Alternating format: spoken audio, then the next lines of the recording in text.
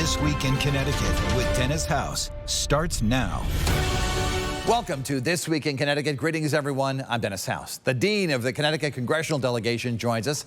Congresswoman Rosa DeLauro has harsh words for the current Congress and responds to the age issue. It's been growing so fast, they need beds for students. The president of the University of St. Joseph, Rona Free, on where those students will live and how it will benefit the city of Hartford. A massive project proposed for right next to Connecticut's only nuclear power plant. Plus, the celebrations continue for the national champion Yukon Huskies, this time inside the Capitol under the Golden Dome. It has been a busy few weeks as members of Congress return to Connecticut to fan out across their districts. They're here to update constituents on the progress being made in Washington, or the lack thereof.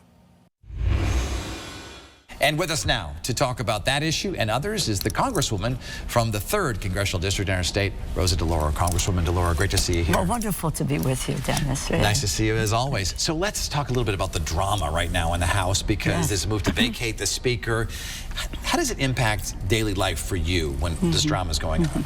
Well, let me step back a moment. I mean, we've had drama, you know, for the last year. We just were on Friday able to, after 6 months into 2024, be able to pass the budget.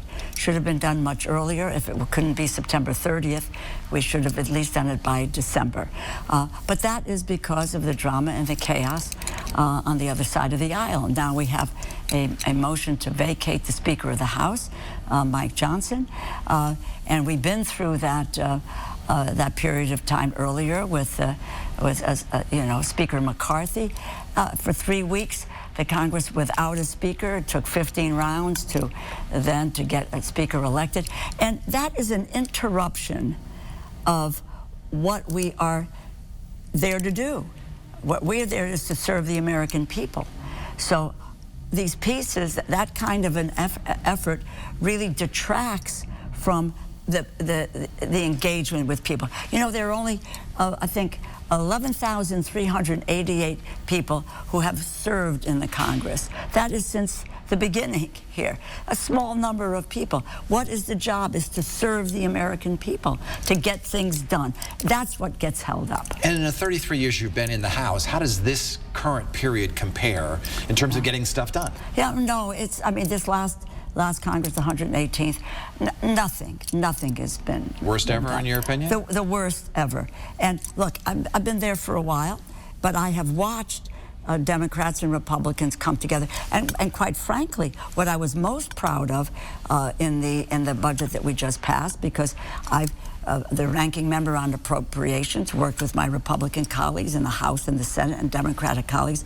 We came together to put a budget together, but to meet the needs of the American people. You came armed with some stuff out of your briefcase. Yes, what are you working on these days? Oh gosh, well, obviously the biggest thing that that was immediate was the getting the budget completed, so forth, and now we'll move into 2025. But the child tax credit, a bill that I've been enormously proud of. I've been working at this since 2003, quite frankly.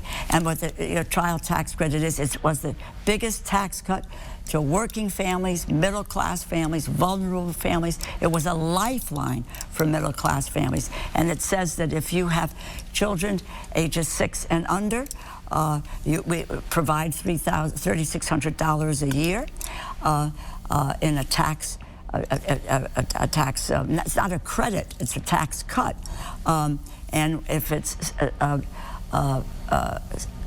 6 to 17, it's $3,000 a year. I want to talk a little bit about immigration, because the exit polls at some of these primaries across the nation asking people what the #1 issue to them is. Sure. And they say it's immigration.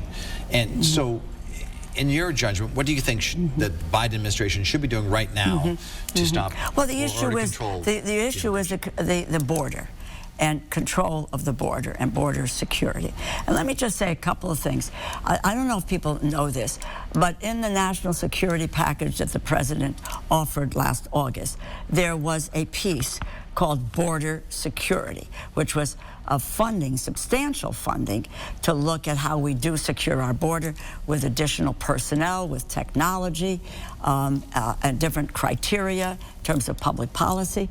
That was repudiated by our Republican colleagues. They said no. So then we moved to, and I was in a White House meeting with the current speaker, where he said that they would be supportive of aid to Ukraine if there were a bipartisan agreement on border security. So that was hammered out. We have a bipartisan agreement that deals with both resources and policy, changing policy. And again, you got a bipartisan vote on it. And that now is not something that the Speaker of the House will bring to the floor of the House. We are trying to do that. And I think what people want to, we need to have a system that says, if you are eligible for asylum in the United States, by certain criteria that we have, then okay. But if you're not, then you need to go back to, to your country of origin. And that's what needs to get put into place right now. It is oftentimes, and I'll just say this, that you want to have the will to get this done. Yeah. If it just becomes a political issue, that you say, okay, this is a great political issue, we can win points and win votes, why would we want to correct it? That's not what we should be doing. What the Senate did, came to a conclusion, bipartisan basis, piece of legislation. My view, let's take it to the House. It would pass overwhelmingly in a nanosecond. One of the big concerns, according to some polls, is President Biden's age, and I want to be very respectful about this question, because I know the President, Donald Trump, and you all sort of in the same generation. Right. Do you think the president's too old for this responsibility? Oh, hell no. Excuse me. He is, I have known President Biden, not as President Biden, but as senator, when I worked in the United States Senate. He is dogged. He is visionary. Look, he took over when this country was on its knees. He did the American Rescue Plan, the bipartisan infrastructure plan, the Inflation Reduction Act, so forth. He is, and he's someone. I mentioned a few minutes ago that people are struggling financially day to day. They don't know how they're going to pay their bills oftentimes. That's the reality. It's not a soundbite. It's not a campaign slogan.